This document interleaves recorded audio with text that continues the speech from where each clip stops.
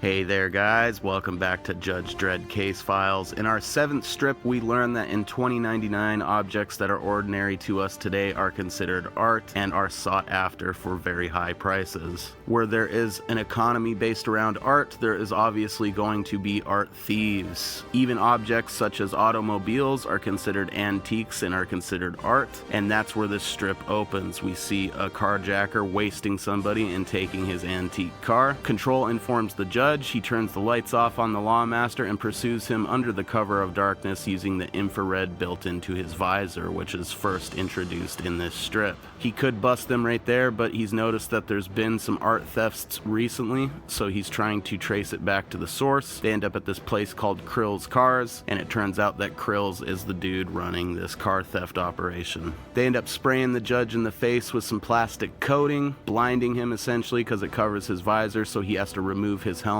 and they censor it, but we learn that his face is absolutely horrible and just horrifies them basically. He ends up blowing them all away, and Krill's escapes on this automated walkway called the Walk Easy, which is essentially a high-speed airport walkway. He thinks he's outsmarted Dredd, but Dredd radios the control for the walkway and has them reverse it, so it just brings Krill's right on back to him. And he delivers the worst pun he's had so far, which is that he says basically, yeah, I reversed it, something that must never happen to the law.